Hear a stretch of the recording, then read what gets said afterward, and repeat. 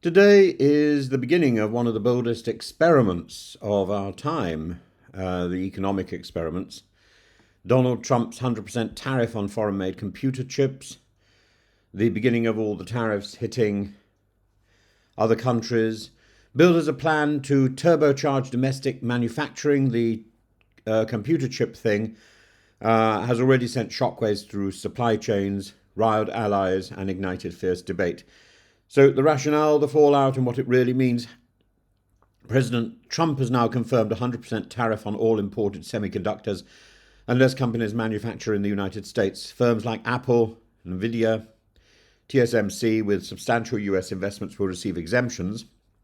Apple, in particular, has pledged a $100 billion investment to top up an earlier $500 billion to expand the US manufacturing capacity. But this is more than policy, it's political theatre. It marks a departure from Biden's subsidy-heavy Chips and Science Act in 2022, replacing carrots with sticks. And why is this happening? There are three key motives. First, the strategic independence idea. The 2020 to 2022 chip shortage showed that US reliance on East Asian semiconductors, particularly from Taiwan and in China, was a political vulnerability, and protectionism, Trump's protectionism believes reciprocal tariffs rebalance global trade and punish countries that take advantage of the US. And it plays well with Trump's base, blue-collar voters in the Rust Belt, who see reshoring as a path to job security. But it's also a trade war by another name. If Trump's signature method is tariffs, it threatens, it taxes and it bargains, and even allies like the UK, Japan, and the EU are being strong-armed into submission. The winners are the US chip manufacturers like Intel, Global Foundries, and Nvidia, assuming that they can scale up quickly. Apple, which has now insulated itself from tariffs through colossal domestic investment, is safe, I suppose.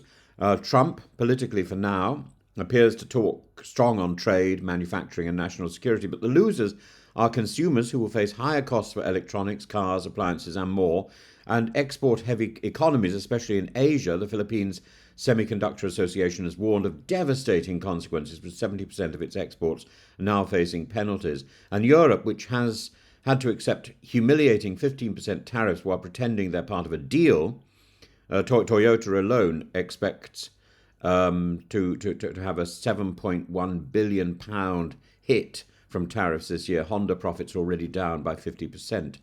Trump insists that these tariffs, all these tariffs, make America rich again, but economists argue that they're a hidden tax on American businesses and families. And Dean Baker from CEPR bluntly warns most of the costs will be paid by consumers. And ironically, Trump is using emergency economic powers, legally questionable and already challenged in court, and if struck down, the entire edifice could collapse. Moreover, Trump's tariff policy lacks consistency. India faces a 50% tariff unless it stops buying Russian oil. Canada, a USMCA ally, has been slapped with a 35% tariff over drug trafficking disputes. Mexico is spared for now, thanks to ongoing negotiations. This is diplomacy by tariff and chaos by design. Trump's logic is transactional. Everyone's told him he's transactional, and now he thinks this is a positive. But the global economy is not. Supply chains are integrated, not isolated.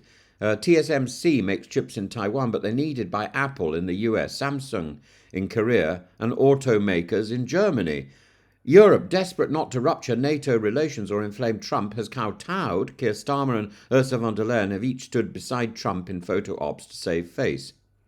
And this policy risks isolating the US, damaging transatlantic trust, and nudging allies towards regional self-reliance. That's not sovereignty, that's strategic loneliness. And Trump's tariffs signal the dawn of a new trade order, one rooted in coercion rather than cooperation. It may boost short-term domestic investment, but it will raise costs, strain alliances, and distort markets. It isn't economic liberation, it's economic brinkmanship, and the chips, quite literally, will fall where they may.